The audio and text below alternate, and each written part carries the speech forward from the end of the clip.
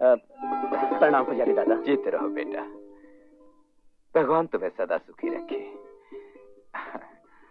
सदा सुहागर रहो। भगवान तुम्हारा आंगन खुशियों से भर दे बेटी। बेटी, आज मैं बहुत प्रसन्न हूं कि तुम शादी के बाद पहली बार इस मंदिर में आई हो।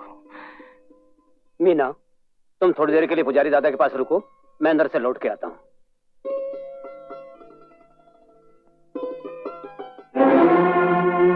चलो।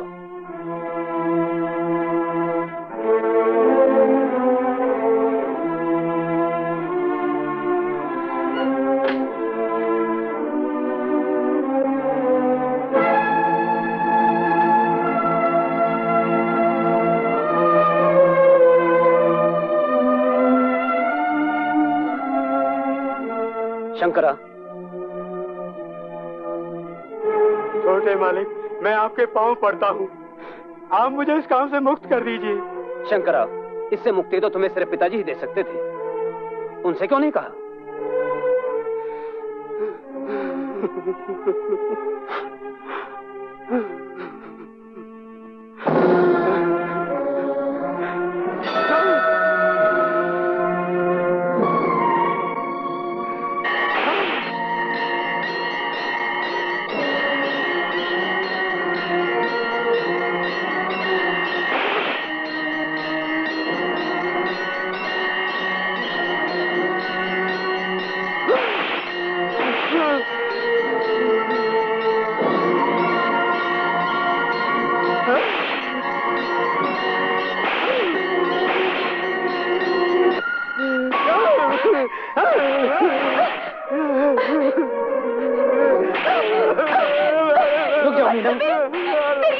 तुम्हें मेरी सौगंध है मीना, रुक जाओ।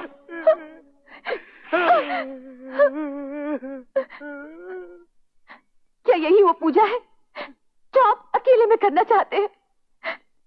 किस बात की सजा आप अपने आप को दे रहे हैं?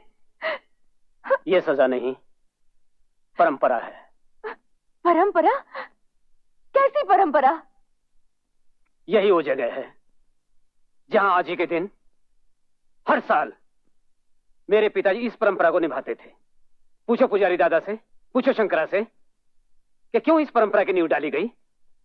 जब वो अपने आप को सजा देते थे तो मैं उनका अपना पुत्र बाहर खड़ा सब महसूस करता था, तड़पता था। सवाल है परंपरा का। पिता की चलाई परंपरा पुत्र तो जीवित रखेगा ही। तुम्हें कसम है अपने भगवान की, मुझे बताओ ये कैसी परंपरा है? ये नहीं बताएगा बेटी। हाँ? ये नहीं बताएगा, क्योंकि ये भी अपने पिता ही की तरह स्वाभिमानी है। मैं बताता हूं। मैं ये गांव ही नहीं बल्कि आसपास के सभी गांव जानते हैं कि इस गांव में एक अमीर और एक गरीब की दोस्ती का एक अनोखा संगम हुआ था। तब यहां का वातावरण दोनों दोस्तों के सुरीले गीतों से सुगंधित रहता था।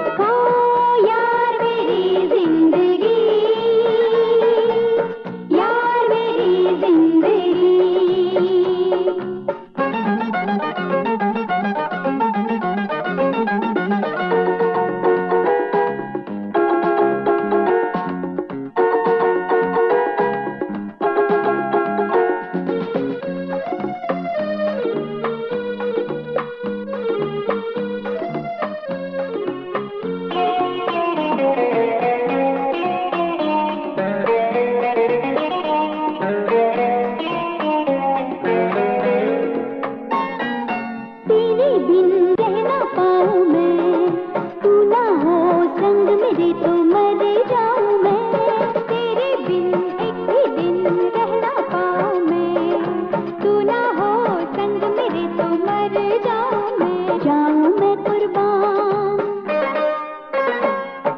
जाऊं मैं कुर्बान, तू हंस दे एक बारी, यार से ये जिंदगी लगे प्यारी प्यारी, यार मेरी जिंदगी, ओ यार मेरी जिंदगी, ओ यार मेरी जिंदगी,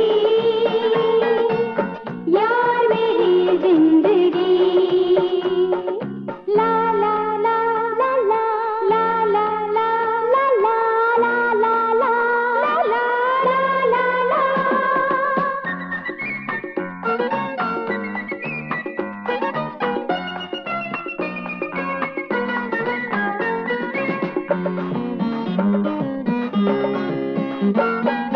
तू मुझसे दूर हो वो दिन आए ना, मेरा दिल बिन तेरे चैन पाए ना, तू मुझसे दूर हो वो दिन आए ना, मेरा दिल बिन तेरे चैन पाए ना, तेरे लिए छोड़ दूं,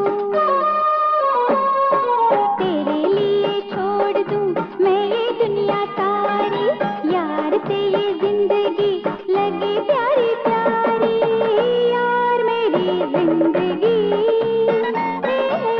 यार मेरी जिंदगी, ओ यार मेरी जिंदगी। पान का, इसके पानी की एक एक बूंद का मालिक मैं हूँ। सारे गांव के लोगों की जान का मालिक भी मैं ही हूँ। मतलब अगर तुम चाहो तो खेतों में जाते हुए पानी को रोक सकते हो और गांव वालों के जीवन का सौदा कर सकते हो, लेकिन विक्रम तुम ऐसा नहीं करोगे, कभी नहीं करोगे। शायद ना भी करूं, लेकिन जरूरत पड़ने पर रुकूंगा भी नहीं। अगर ऐसा मनुष्य दिन भूल से भी कभी आया तो याद रखना विक्रम, तुम्हारा सबसे बड़ा दुश्मन तुम्हारा अपना जिगरी दोस्त अजय यानी मैं बनूंगा, तुम्हारा सबसे बड़ा दुश्मन। शराब पीना बंद कर दे बापू, मैं तेरे पाँव पड़ती हूँ। मैं शराब पीना बंद कर दूं? मैं? अरे तेरी माँ भी मुझे रोक नहीं सकी शराब पीने से, तू क्या रोकेगी? हट जा, मेरे शराब पीने नहीं रोकेगी।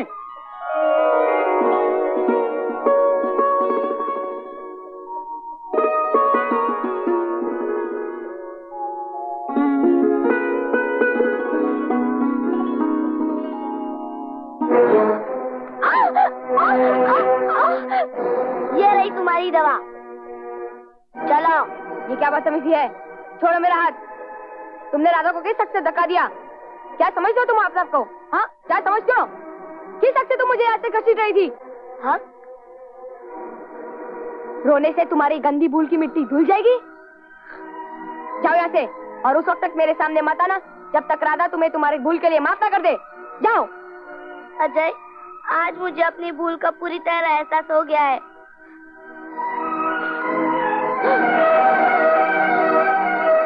अभी से नाटक बिल्कुल बंद। मेरे ही साथ ने राधा को धक्का देकर तुम्हारा दिल दुखाया है, इसकी सजा मैंने इसको दे दी। इस बहते हुए खून की कसम खाकर वादा करती हूँ, आज से जिंदगी में तुम्हें अपना मुंह नहीं दिखाऊंगी। तुम बुलाओ तब भी मेरी परछाई तक तुम देख नहीं पाओगे।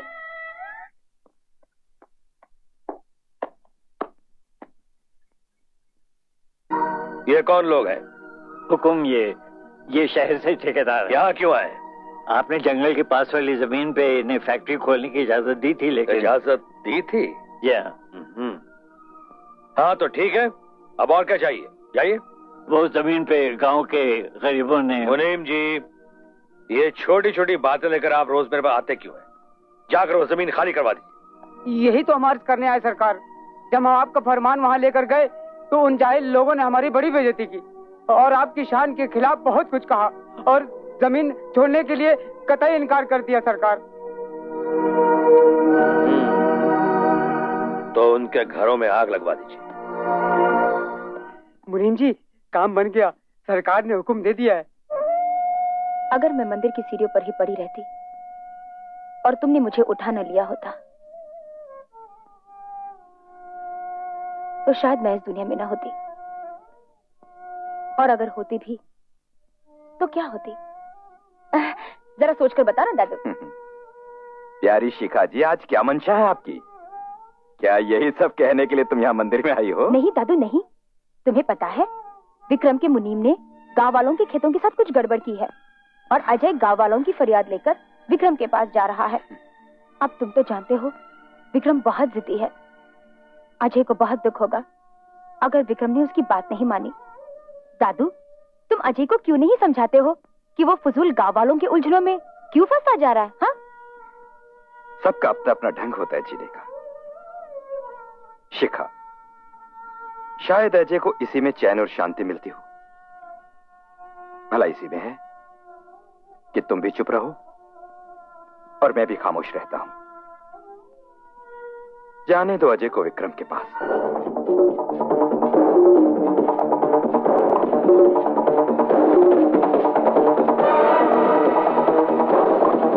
दादू, मुनीम का लाडला बेटा शमशेर है ना, पास वाले गांव से एक लड़की बिंदिया को उठा लाया है।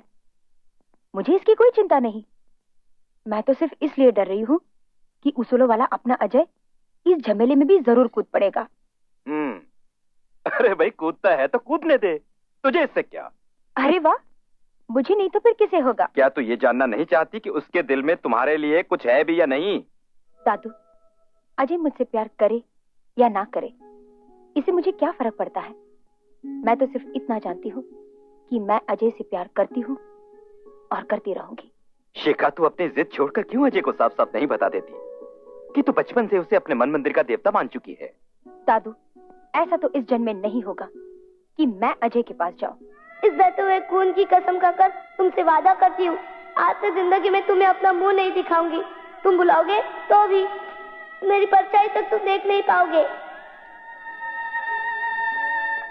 ये मेरा बचपन में लिया हुआ वादा है कि मैं खुद अजय से मिलने नहीं जाऊंगी और उसके लौटने का इंतजार करूंगी। इस जन्म नहीं तो अगले जन्म, अगले नहीं तो उससे अगले जन्म तक शायद। मेरी बच्ची, तू समझती है ना कि तू क्या कह रही है? तू नहीं जानती कि तुम्हें दुख में देखकर तुम्हारा ये गरीब बेबस दादू जीते जी मर जाएगा। बेटी, जीते जी मर जाएगा। मुझे तो समझ में नहीं आता उसकी हिम्मत कैसे हुई। विक्रम के बलबूते पर शमशेर खुलेआम ऐसा नीच काम कर। डॉक्टर साहब, जब वो दूसरे गांव की बहु बेटियों को इस तरह उठाकर ला सकता है तो इस गांव का क्या होगा? होगा क्या? कुछ नहीं, मारकर उसका लाठी सर फोड़ा। यही बोला? जी हाँ, शमशेर अपनी हवस पूरी करने के लिए इसे इसके मामा से खरीद लाया। मुझे कहती है कि बचा लो। अरे मैं कैसे बचा सकती हूँ? आज तो ये बचकर आ गई, लेकिन कल शमशेर इसे नहीं छोड़ेगा। कल शमशेर इस गांव में नहीं होगा। मुनीम जी, आप अजय को नहीं जानते, वो मेरा दोस्त है। वो ऐसा कुछ भी नहीं करेगा जो मेरी इज्जत के खिलाफ हो। आपको घबराने की कोई जरूरत नहीं। लेकिन हुकुम, आप तो जानते हैं अजय बाबू जो कहते हैं वो कर गुजरते हैं। वो मैं जानता हूं मुनीम जी, मगर शमशेर भी तो कभी कभी मनमानी करने लगता है। खामखा लोगों को परेशान करता है। क्यों करता है वो? जरूर अजय ने शमशेर के छिछोरेपन को दबाने के लिए उसे चेतावनी दी होगी, वरना मैं अजय को जानता हूं मुनीम जी, वो कभी ऐसा नहीं करता। जाइए, आप अपना काम कीजिए, शमशेर को कुछ नहीं होगा। इसका नतीजा बहुत बुरा होगा अजय बाबू।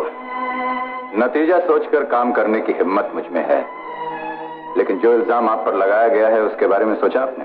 ये सब सरासर झूठ है। अगर ये सब सरासर झूठ है तो इसकी जिम्मेदारी मेरी, और अगर नहीं तो फिर कानून ही आपकी हिफाजत करे। कानून?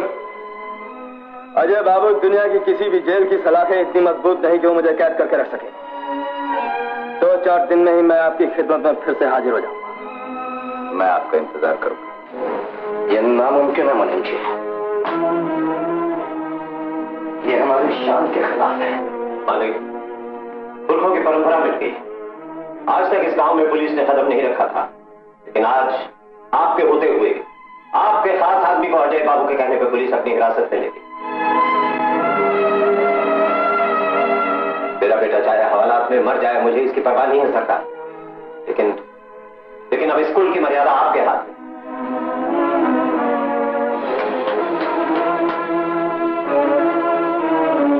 स्कूल की मर्यादा? मुनीम जी हम इस कुल की मर्यादा की खातिर ही जिंदा है। हम हमेशा इस बात के कायल रहे हैं मुनीम जी कि आदमी पहाड़ से गिरने के बाद तो एक बार खड़ा हो सकता है, लेकिन नजरों से गिरने के बाद कभी नहीं। हमारे खानदान की इज्जत पे कोई हाथ नहीं डाल सकता, चाहे वो अजय क्यों ना हो। शमशेर का इंसाफ पुलिस नहीं, हम करेंगे। शमशेर हमारा आदमी है, तो सजा मिलनी ही चाहिए इंस्पेक्टर साहब। जुल्म सहने पर बढ़ता जाता है। जो करना चाहिए उसे पूरा करने की कोशिश तो हम कर ही रहे, लेकिन आपसे सिर्फ इतना ही कहना है कि आप इस सिलसिले में अपने आप को इतना न उलझाएं तो अच्छा। देखिए अजय बाबू, आप एक अच्छे आदमी, इसलिए इस गांव में आपके दुश्मनों की कोई कमी नहीं। चेतावनी के लिए धन्यवाद। आप सिर्फ इतना यकीन दिला दीजिए कि शमशेर बचकर नहीं जा पाएगा। गांव के लिए यह आदमी बहुत बड़ा खतरा हो गया है। डॉक्टर बाबू, ठाकुर साहब के यहाँ से आपको मंगल सिंह बुलाने आया था। मैं भी यही सोच रहा था, अगर आप खुद एक बार ठाकुर साहब से जाके मिल लें तो अच्छा होगा। ठीक है। शमशेर को सजा सिर्फ विक्रम सिंह दे सकता है। वो कौन होते हैं? वो जो विक्रम सिंह को भी सजा दे सकते हैं। मजाक कर रहे हो अजय? आज पहली बार हमारे गांव में पुलिस ने कदम रखा है। हमारे इलाके में आकर हमारे आदमी पर हाथ डालना मेरी तौहीन है। और वो जो उस मासूम लड़की की जिंदगी तुम्हारे गांव में बर्बाद हो गई, वो किसकी तौहीन है? वो एक अनपढ़ गंवार लड़की है। शमशेर उसे उठा भी लाया तो क्या हुआ? जवान आदमी है, गलती हो गई। तुम उसे गलती समझते हो, कानून उसे जुर्म मानता है। शमशेर मेरा नौकर है, उसे सजा देने का हक सिर्फ मुझे है। यह हक तुम्हें गांव की प्रजा ने दिया है, वो तुमसे हक छीन भी सकती है। मैं तुमसे बहस नहीं करना चाहता। तुम फौरन तहसील जाओ और शमशेर को छुड़ा लाओ। मैं ये किसी कीमत पे नहीं करूंगा।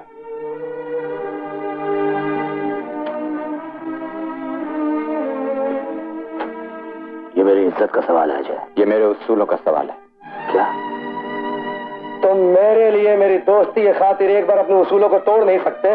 उसूलों के लिए मैं सिर्फ अपनी जान दे सकता हूँ। क्या विक्रम की दोस्ती तुम्हारे लिए कोई मायने नहीं रखती? तुम्हारी दोस्ती सराहों पर, लेकिन मेरे उसूलों का रिश्ता मेरे गांव की इज्जत से, उस लड़की की इज्जत से। विक्रम तुम्हारे लिए कुछ भी नहीं, गांव, लोग, उसूल, यही सब कुछ है ना तुम्हारे लिए। ये मेरी आत्मा की आवाज है विक्रम। अरे मैं समझता था अजय मेरा दोस्त है, मेरा अजीज है, मेरा भाई है, मेरा सब कुछ हो, मेरे लिए कुछ भी कर सकता है। भूल हुई मुझसे। ऐसा मत सोचो। नहीं, मुझे हमदर्दी से सख्त नफरत है। आज मैं तमाम दिनों की यादें जो तुम्हारे साथ मैंने गुजारे हैं तुम पर वापस फेंकता हूं। आज से मैं अकेला।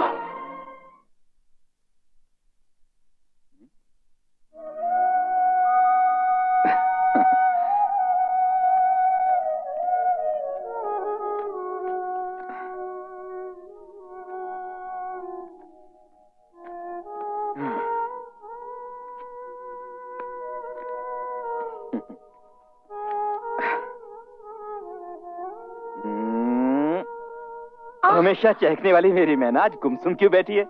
बोल बोल बोल। दादू, हाँ? अजय और विक्रम के बीच में नाराजगी शुरू हो गई है।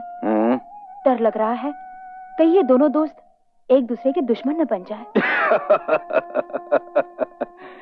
देख, जिस तरह लाठी मारने से पानी नहीं फटता, उसी तरह इन दो दोस्तों के बीच में कभी भी नफरत की दरार नहीं पड़ सकती। कायरों की जिंदगी में मौत 100 बार आती है बनवारी, लेकिन हम एक बार मरना चाहते हैं। मेरा उसूल, मेरा ईमान है। ठाकुर साहब के साथ आपकी अनबन हो सकती है, ये तो हमने। बहुत कुछ हो सकता है। वक्त कभी कभी इंसान को एक ऐसे मोड़ पर ले आता है जब उसे मजबूर होकर प्यार, दोस्ती, डर सब कुछ भुलाकर अपने ईमान को बचाने के लिए अपनों से भी लड़ना पड़ता है।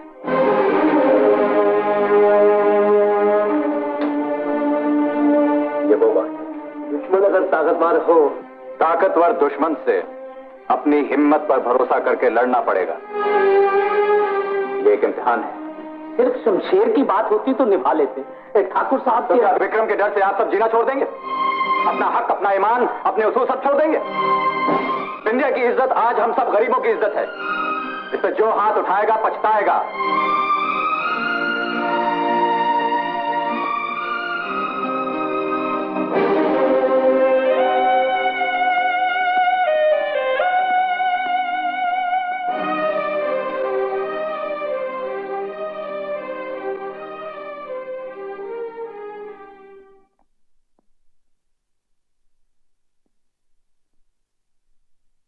ले जाओ इसे। आज हम कुछ भी नहीं लेंगे।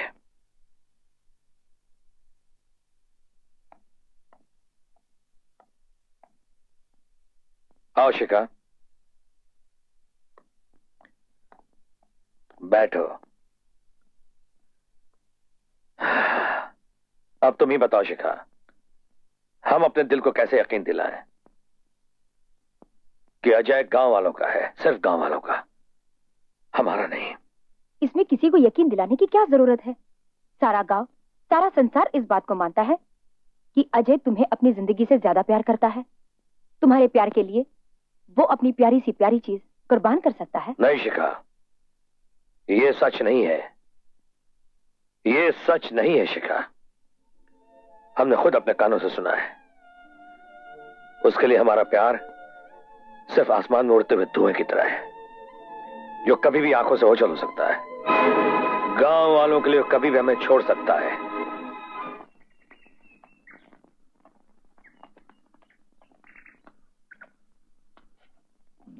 जय सिंह, ठाकुर साहब की तबीयत खराब है? हाँ है, मगर तुम कौन होते हो पूछने वाले?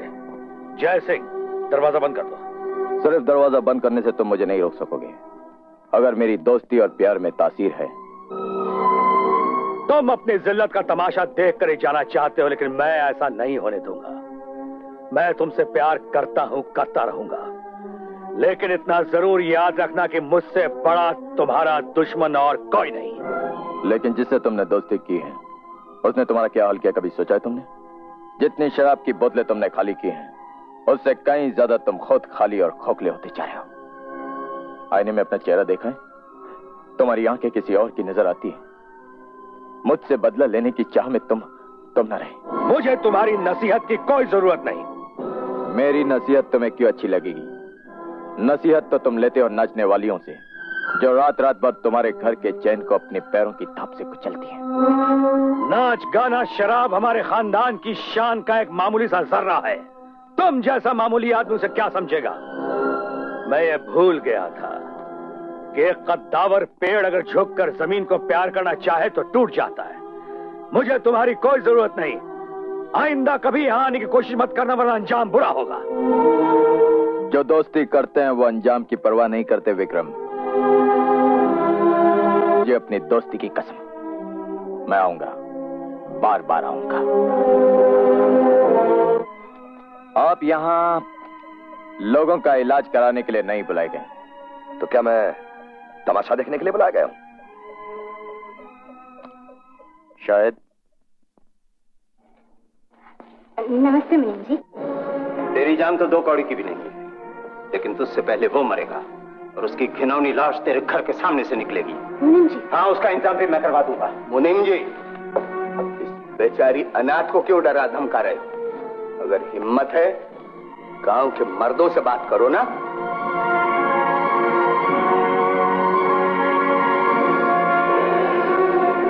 जब होनी का फैसला हो जाए तो मर्दानगी धरी रह जाती है।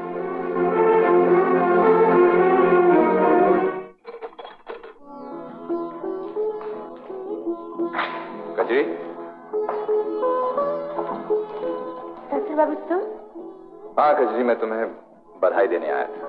तुझ में बहुत हिम्मत है। तुम्हारे होते हुए मुझे किस बात का डर? आज तूने गांव के सभी भलाई के ठेकेदारों के मुंह पर चांटा मारा है।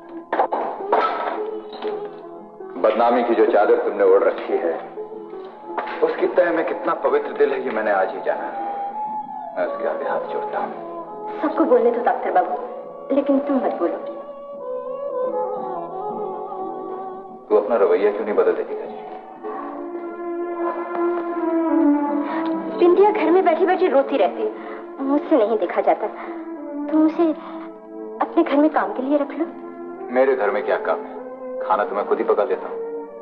ये तो मैं जानती हूँ क्या खाना बनाते हो। कभी नमक ज्यादा, कभी जली रोटी। देख कजरी, मर्द हूँ, सब कुछ चलता है। जी हाँ, तुम्हारे घर में झूठे बर्तनों के ढेर और दीवार पे जाले भी देखे।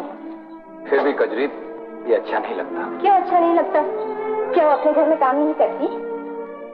ए बिंदिया, तनख्वाह के लिए झगड़ा नहीं करना। हाँ, अरे कजरी, कैसी बात है? तो जो खाने को दे देना बस। सर छुपाने के लिए जगह तो जगह नहीं, घर क्या बिंदिया, घर। अच्छा कजरी से भेज देना, मैं बाहर जा रहा हूँ। फिर क्या? मैं नहीं सुनती किसी की दादू। हाँ अच्छा। अरे मोहन काका,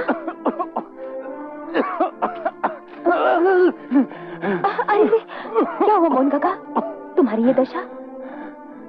अभी तो सांस चल रही है बेटी। बेटी शिखा, मेरे जिंदा रहने के लिए इलाज की जरूरत है, और इलाज के लिए बहुत सारे पैसों की, और इतने सारे पैसों का तो मैं इंतजाम नहीं कर सकता। और मेरी बेटी राधा, वो भी तो बेबस है, वो क्या करेगी? इसीलिए सोचता हूँ कि ऐसे गिरते पड़ते ये सांस अगर रुक जाए तो हमेशा के लिए झमेला खत्म हो जाए। ये तुम्हारी भूल है काका। तुम्हारी बेटी राधा बेबस नहीं है, इतना अच्छा नाचती है, गाती है। अगर वो चाहे तो वो सिर्फ तुम्हारे इलाज के लिए ही नहीं, बल्कि बची हुई सारी जिंदगी के लिए पैसों का इंतजाम कर सकती है। हाँ है ना दादू? हाँ? हाँ मोहन काका, ठाकुर विक्रम सिंह नाच देखने और गाना सुनने के बड़े शौकीन हैं। एक बार, सिर्फ एक बार राधा उसके सामने नाचेगी ना, तो तुम्हारी जिंदगी की सारी जरूरतें पूरी हो जाएंगी। शिखा, ये तुम... नाचना और गाना कोई बुरी बात है? हाँ? कोई बुरी बात नहीं। मेरी बच्ची राधा, वो गाएगी भी और नाचेगी भी।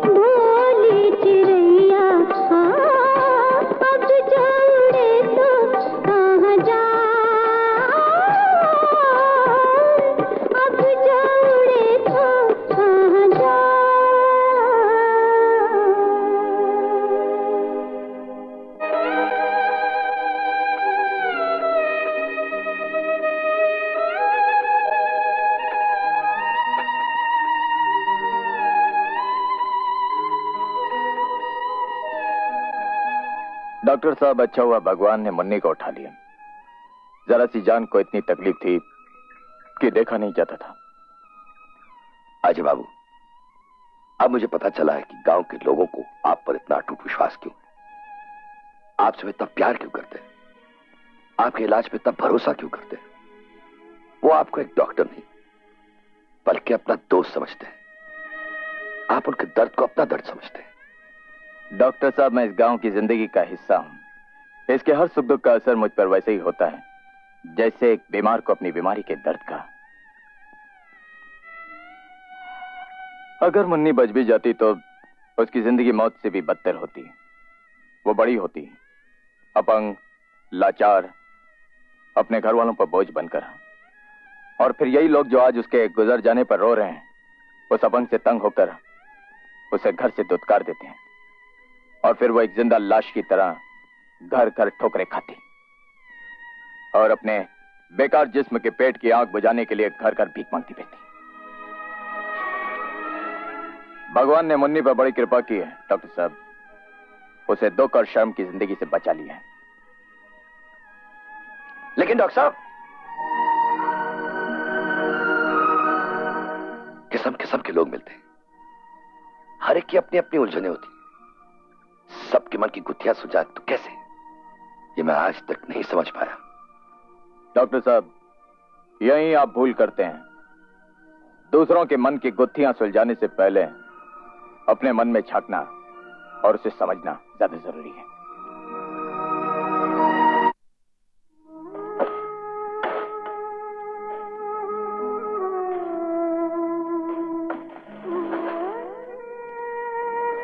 विक्रम, मैं अजय हूं।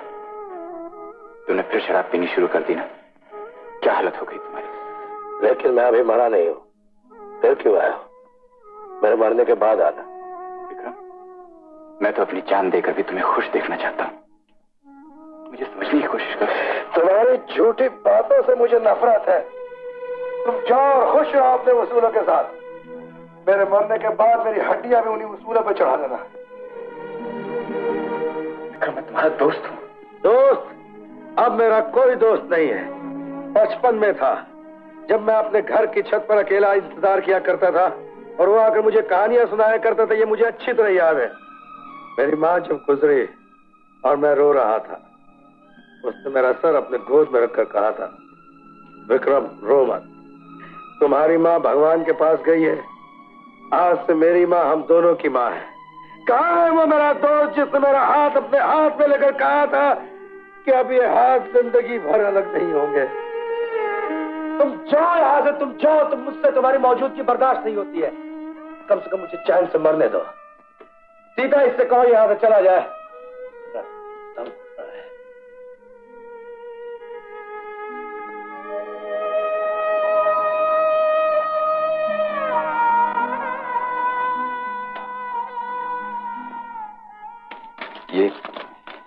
ये दवा उसे जरूर खिला देना। रात को सोते वक्त देखो, कम से कम चैन से सो तो सकेगा।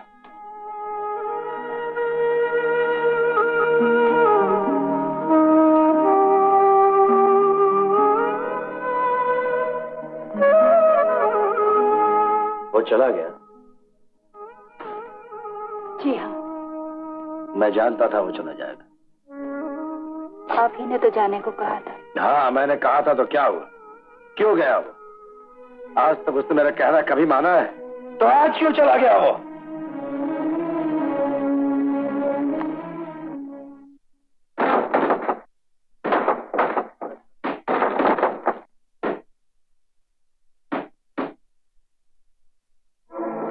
तूने भी दरवाजा बंद करना शुरू कर दिया? कमीनी हरामजादी, वो लड़की कहाँ है? नहीं बताऊंगा। अच्छा, तो तेरी ये जुर्रत हमारे होते हुए हमारे ही शिकार को पना दे? अरे जा जा राजा,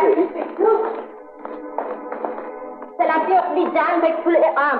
तेरी तरह दूसरों के टुकड़े चाट चाट के गर्जा नहीं करती।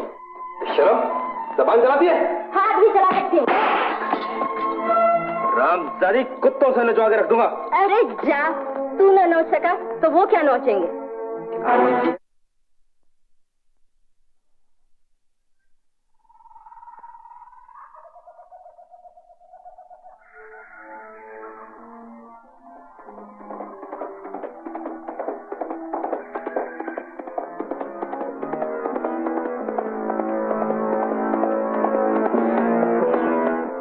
अब तू भाग कर नहीं जा सकती। भाग कर भी तुझे मेरे ही पास आना होगा। जानती है हम ठाकुर हैं, हमारे साथ जैसा सलूक किया जाता है हम वैसा ही सलूक किया करते हैं। तुझे याद होगा मुझे तेरे लिए जेल भी जाना पड़ा था। शमशेर सिंह ये सब चुपचाप बर्दाश्त नहीं कर सकता। डर मत, मैं तुझसे कुछ पूछने आया हूं। जो आदमी जिंदगी में कभी हारा ना हो वो हार जाए तो क्या करे? जिस इंसान का सर कभी झुका ना हो उसका सर बेइज्जती के बोझ से झुक जाए तो वो क्या करे? बोल, जवाब दे। क्यों नहीं? कमीनी,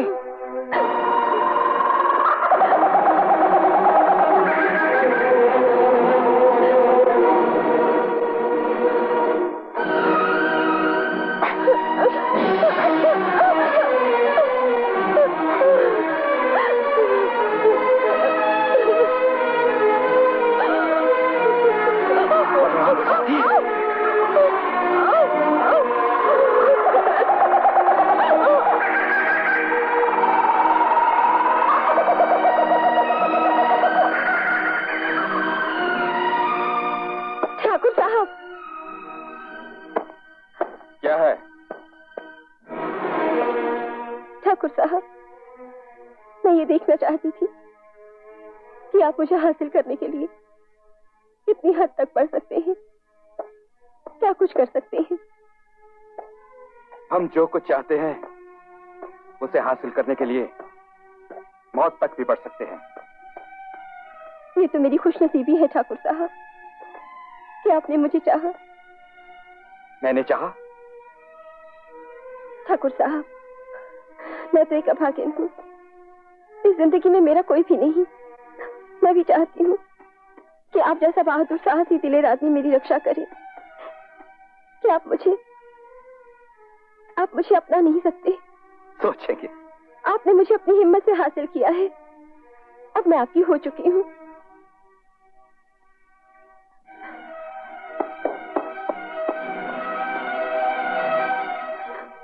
मैंने तो तुम्हारे बारे में कुछ और ही सोचा था, लेकिन तुम कुछ और हो। हाँ ठाकुर साहब, मैं आपको साबित करके दिखा दूंगी कि मैं आपके काबिल हूँ। आज रात को आप मेरे घर पर आइएगा, इनकार मत कीजिएगा। आएंगे ना? अच्छा।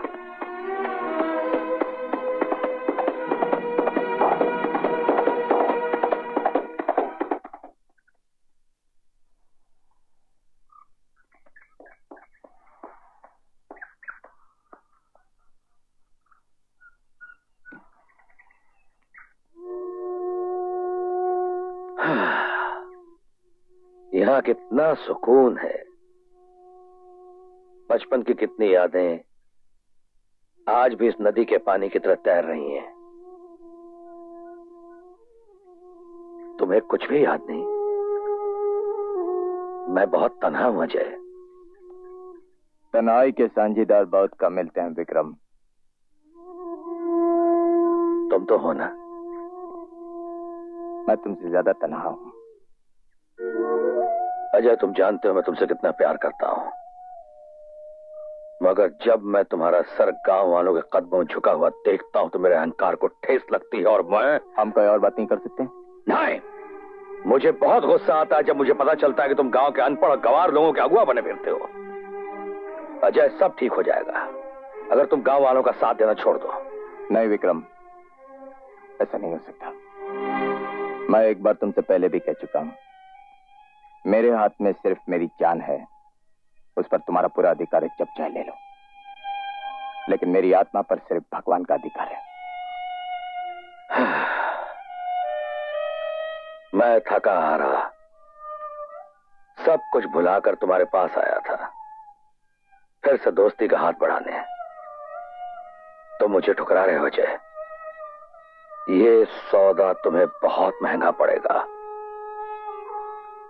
शायद जान से भी ज्यादा। विक्रम, दोस्ती में कभी कभी महंगा सौदा भी करना पड़ता है, और मैंने ऐसे सौदे के बारे में ना ही तो कभी सोचा है और न कभी सोचूंगा विक्रम।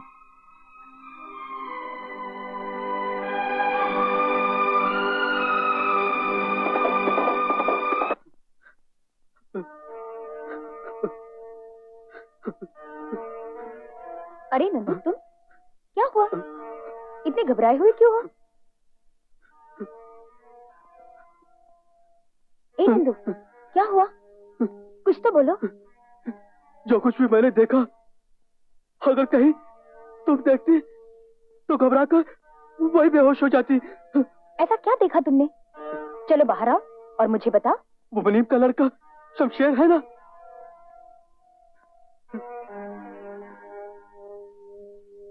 बिंदिया ने कल रात उसे अकेले में बुलाया था। वो आते ही भूखे भेड़िए की तरह बिंदिया पे झपटा और बिंदिया के कपड़े नोचने लगा।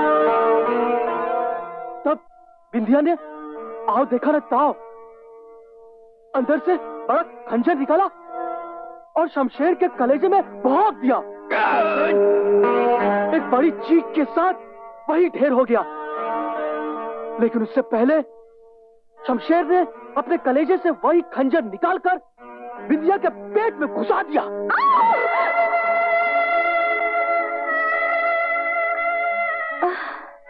बेचारी बिंदिया खून से लथपथ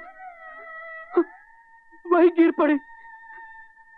मैंने बिंदिया के पेट से वो खंजर निकाला, लेकिन तड़प तड़प कर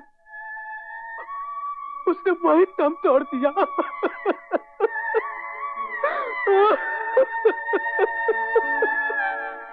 शमशेर, शमशेर।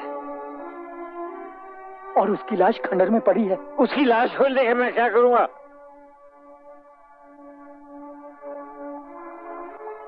मैं अभी से इंतकाम में अकेला रह गया हूं। नहीं, मैं आंसू नहीं बहाऊंगा शंकरलाल, नहीं, मैं आंसू नहीं बहाऊंगा, मैं आंसू नहीं बहाऊंगा।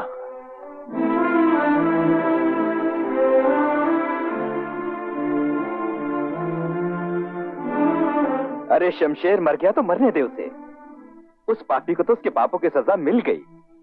तू क्यों उदास है बेटी? शमशेर के मरने पर कौन उदास है दादू? मुझे तो सिर्फ इस बात की फिक्र है, अजय बीमार पड़ गया है, शायद उसे बिंदिया की मौत का सदमा पहुंचा है।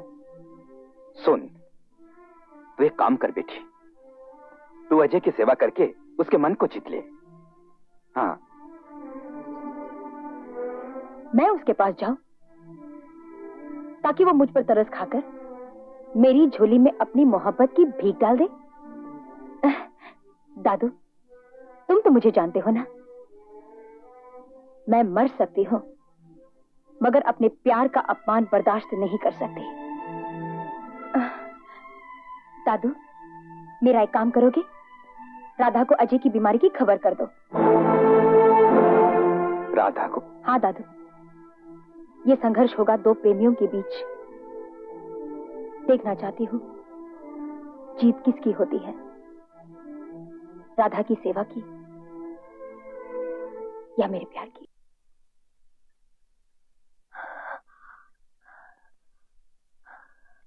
तुम यहाँ क्यों आई हो? मैं कैसे है वो? अभी तक बेहोश है। बेहोश? ऐसी हालत में किसी को उनके पास रहना चाहिए।